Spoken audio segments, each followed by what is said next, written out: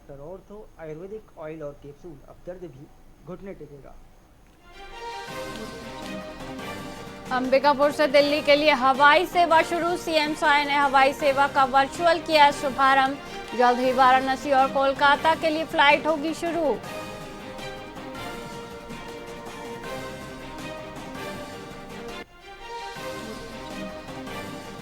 छत्तीसगढ़ में सफर होगा महंगा। टोल प्लाजा में 5 रुपए की बढ़ोतरी। 1 अप्रैल से लागू होंगी एनएचएआई की नई दरें।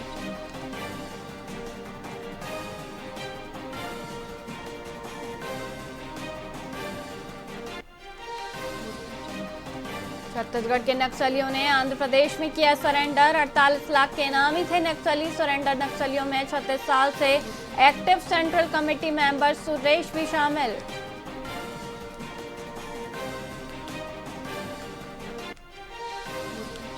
रायपुर नगर निगम का 2130 करोड़ बजट पेश। मेयर मीनल चौबे ने रखा वित्त वर्ष 2026-27 बजट। बुनियादी सुविधाओं के विस्तार पर जोर।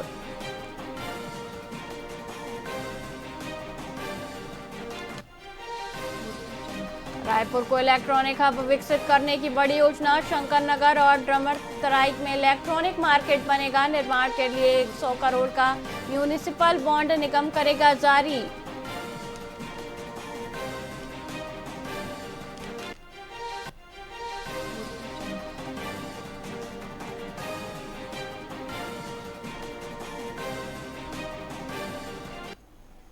नमस्कार, आप देख रहे हैं वीआईपी न्यूज और मैं हूं वैशाली श्रीवास्तव। आइए रुक करते हैं खबरों की ओर। मुख्यमंत्री विष्णुदेव साय ने चंदखुरी पहुंचकर माता कौशल्या के दरबार में मत्था टेका और प्रदेश की खुशहाली की कामना की। मीडिया से चर्चा के दौरान उन्होंने बताया कि भगवान श्री राम की मूर्ति आ चुकी है और शुभ मुहूर्त निकलते ही विधि विधान से स्थापना की जाएगी। भाजपा के गांव चलो अभियान पर बोलते हुए उन्होंने कहा कि कार्यकर्ता घर घर जाकर सरकारी योजनाओं की जानकारी देंगे। वहीं पश्चिम एशिया के युद्ध हालातों पर चिंता जताते हुए उन्होंने आश्वस्त किया कि छत्तीसगढ़ में खाद और गैस की कोई किल्लत नहीं होने दी जाएगी। इसके लिए केंद्रीय नेतृत्व और उर्वरक कंपनियों से निरंतर संपर्क जारी है। माता कौशल्या का पूजन अर्चन किए हैं, उनका दर्शन किए हैं, उनसे आशीर्वाद लिए हैं और उनसे प्रार्थना किए हैं कि ये छत्तीसगढ़ उनका मैके है, तो छत्तीसगढ़ में उनका हमेशा आशीर्वाद बना रहे। छत्तीसगढ़ में खुशहाली हो, छत्तीसगढ़ में सबके घर में सुख समृद्धि हो। सर, ये श्री राम भगवान की मूर्ति बनकर तैयार है, कब तक ये लग जाएगा? अब मूर्ति तो आ गई है, अब लगेगा उसका मुहूर्त वगैरह सब पंडितों से निकलवाना पड़ता है ना। सर, गांव चलो अभियान चल रहा है सर, आप लोग भी 6 अप्रैल से अब गांव जाएंगे, आप भी जाएंगे? अच्छा, हाँ हाँ, हमारी पार्टी हमेशा लोगों के बीच में हर सुख दुख में खड़ी रहती है, चाहे वो कोरोना काल क्यों न हो। और तो अभी भी 6 अप्रैल स्थापना दिवस है भारतीय जनता पार्टी का। उस दिन से 14 अप्रैल तक, 14 अप्रैल बाबा साहब भीमराव अम्बेडकर की जयंती है, तब तक हमारे संगठन के लोग गांव में जाएंगे, लोगों से मुलाकात करेंगे और पार्टी की रीति नीति और जो हमारी सरकार की उपलब्धियां हैं, योजनाएं हैं, उनको पहुंचाएंगे। माता कौशल्या। सरगुजा संभाग के लिए आज का दिन ऐतिहासिक रहा। मुख्यमंत्री ने अंबिकापुर एयरपोर्ट से दिल्ली के लिए सीधी हवाई सेवा का ऑनलाइन उद्घाटन किया। इस गौरवशाली क्षण के साक्षी पर्यटन मंत्री राजेश अग्रवाल और सांसद चिंतामणि महाराज बने। पर्यटन मंत्री ने कहा कि प्रधानमंत्री और मुख्यमंत्री के साझा प्रयासों से सरगुजा अब सीधे देश की राजधानी से जुड़ गया है, जिससे क्षेत्र में पर्यटन और व्यापार को नई रफ्तार मिलेगी। उद्घाटन के बाद सांसद चिंतामणि महाराज स्वयं प्रथम फ्लाइट से दिल्ली के लिए रवाना हुए। यात्रियों ने भी इस सुविधा को सरगुजा के विकास के लिए मील का पत्थर बताया है। हाँ जी, ये इनॉग्रल फ्लाइट थी, बहुत ही बढ़िया लगा और अच्छा था, फ्लाइट अच्छी थी। सूचना मिली कैसे टिकट बुक कराना? हमें टिकट बुक करनी थी अंबिकापुर की, तो पहले हम बिलासपुर की देख रहे थे, बट इसमें अंबिकापुर का ऑप्शन आया तो हमें पता लगा कि ये इनॉग्रल फ़्लाइट है, तो फिर हमने डायरेक्ट अंबिकापुर की बुक करी। दिन बहुत ही महत्वपूर्ण दिन है, बहुत ही अच्छी सुविधा है। अब हमें रायपुर या बिलासपुर उतर के बाय रोड नहीं आना पड़ेगा। न्यू दिल्ली से डायरेक्ट अंबिकापुर की फ़्लाइट बहुत ही सुखद थी और बहुत ही अच्छी थी। कितना समय लगा? 2 घंटा 25 मिनट लगा टोटल आने में। बिलासपुर में 20 मिनट का स्टॉपेज था और उसके बाद बिलासपुर से अंबिकापुर आने में तो करीब आधा घंटा लगा बस। देखिए, सरगुजा संभाग के लिए बहुत ही हर्ष का विषय है ये। हमारे यशस्वी प्रधानमंत्री नरेंद्र मोदी जी की जो विशेष स्कीम चली, हमारे मुख्यमंत्री आदरणीय विष्णुदेव साय जी के विशेष प्रयास से, हमारे यहाँ के सांसद महोदय जिनका भी बहुत ज़्यादा प्रयास रहा, दिल्ली में लगातार उड्डयन मंत्री जी से और सभी से संपर्क किए और ये सेवा हम लोगों को मिली है। निश्चित रूप से इस सेवा के चलने से सरगुजा की तस्वीर बदलेगी, सरगुजा का विकास होगा, पर्यटन के क्षेत्र में लोगों का आना जाना जब बढ़ेगा तो पर्यटक जब आते हैं तो स्थानीय रोजगार भी बहुत बढ़ते हैं। और छत्तीसगढ़ शासन के प्रयास से अंबिकापुर टू दिल्ली हवाई सेवा प्रारंभ हुई है।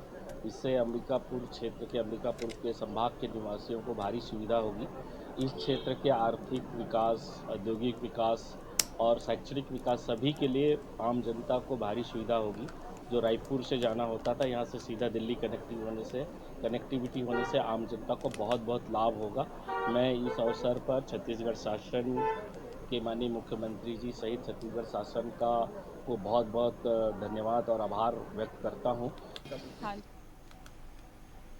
सरगुजा जिले में सरकारी जमीन को वक्फ संपत्ति के रूप में दर्ज कराने के आवेदनों को लेकर विवाद गहरा गया है। विश्व हिंदू परिषद के कार्यकर्ताओं ने कलेक्टर को ज्ञापन सौंपकर इन नामांतरण प्रस्तावों को तत्काल निरस्त करने और पूरे मामले की उच्च स्तरीय जांच कराने की मांग की है।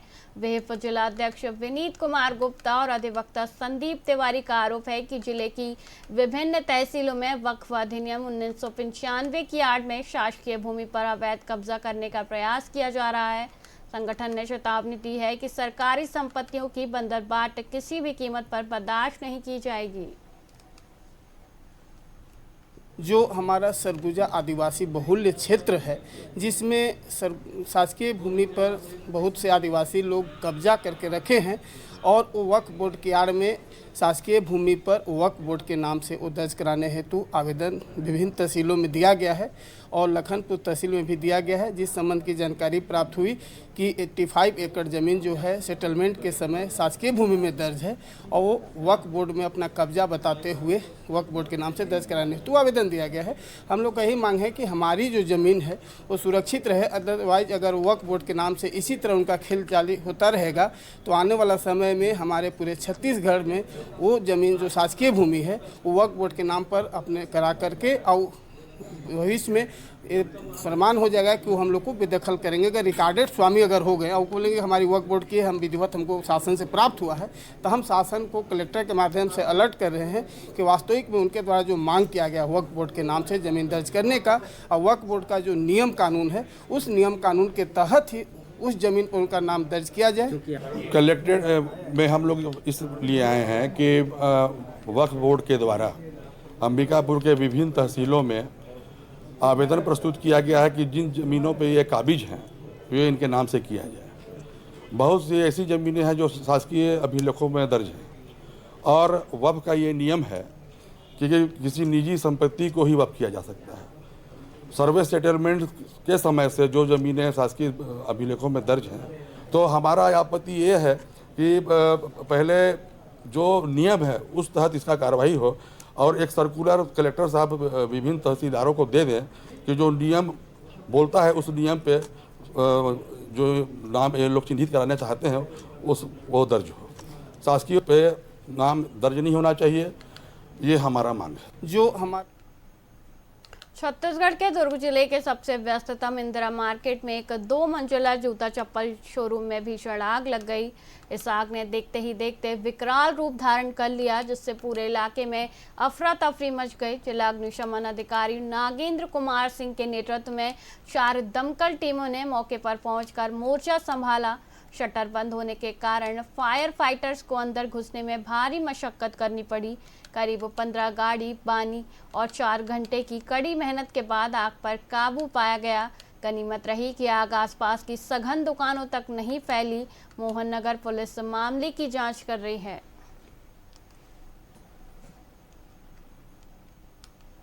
चौथी पांचवी घटना है, घटना को रोकथाम के सरकार क्या उपाय कर रही है? गर्मी की तो सिर्फ अभी शुरुआत है, अभी गर्मी की शुरुआत है, लोड बढ़ रहा है, तो ये बहुत ही गंभीर विषय है। मैं निवेदन करूंगा जिलाधीश महोदय से और बिजली विभाग के अधिकारियों से। बिल्कुल जाएंगे, जिलाधीश महोदय से चर्चा भी करेंगे, बिजली विभाग के अधिकारियों से भी चर्चा करेंगे कि पूरे ट्रांसफार्मर की लोड शेडिंग करें। आप निगम में रह चुके हैं, दुकानों में फायर एक्सटिंग्विशर पर क्यों नहीं जोर दिया जाता है? बिल्कुल दुकानों में फायर एक्सटिंग्विशर रहना चाहिए, क्योंकि ये एक ऐसा है, ये छोटी मोटी घटना नहीं है, ये लगी हुई दुकानें हैं। ये अगर थोड़ा सा भी लेट होती तो पूरा इंदिरा मार्केट के एरिया में आग फैल जाती। ये बहुत ही गंभीर विषय है। छत्तीसगढ़ में छात्र संघ चुनाव फिर से शुरू कराने के लिए एनएसयूआई ने प्रदेश व्यापी अभियान छेड़ दिया है। प्रदेश अध्यक्ष नीरज पांडे के नेतृत्व में राज्य के 250 से अधिक महाविद्यालयों में एक साथ ज्ञापन सौंपकर लोकतांत्रिक अधिकारों की बहाली की मांग की गई। नीरज पांडे ने कहा कि 2016 से चुनाव बंद होने के कारण छात्रों को नेतृत्व विकसित करने का अवसर नहीं मिल रहा है। संगठन ने सरकार को अल्टीमेटम देते हुए कहा कि यदि 6 अप्रैल तक चुनाव बहाली का निर्णय नहीं लिया गया तो सभी विश्वविद्यालयों का घेराव कर उग्र आंदोलन किया जाएगा। पूरे प्रदेश में छात्र संघ चुनाव की बहाली को लेकर आज एनएसयूआई ने प्रदेश के 250 महाविद्यालयों में एक ही समय पर एक ही तिथि को ज्ञापन देने जा रही है और हमारी प्रमुख मांग है कि छात्र संघ चुनाव की घोषणा जल्द से जल्द की जाए, तिथि की घोषणा की जाए, पारदर्शी और निष्पक्ष चुनाव कराए जाए, जिससे जो प्रदेश भर के छात्र हैं, जो छात्र लगातार प्रवेश परीक्षा और परिणाम को लेकर परेशान रहते हैं, अपने कॉलेज में, यूनिवर्सिटीज़ में हॉस्टल की मूलभूत सुविधाओं को लेकर लगातार परेशान रहते हैं, तो उनकी बातें कॉलेज और यूनिवर्सिटी प्रशासन तक पहुँचे और छात्र नेतृत्व उभर कर आए। इन सब प्रमुख बातों को लेकर हम लोग छात्र संघ चुनाव की मांग कर रहे हैं और निश्चित रूप से पूरे प्रदेश में आज एनएसयूआई ज्ञापन सौंपेगी और हमारी मांग अगर नहीं मानी गई तो 6 तारीख को व्यापक रूप से प्रदेश के सभी यूनिवर्सिटीज़ का घेराव एनएसयूआई करेगी और उसके बाद भी अगर हमारी बात प्रदेश की सरकार, भारतीय जनता पार्टी की सरकार नहीं मानती है तो एनएसयूआई सड़क से सदन तक की लड़ाई लड़ने के लिए पूरी तरीके से तैयार है।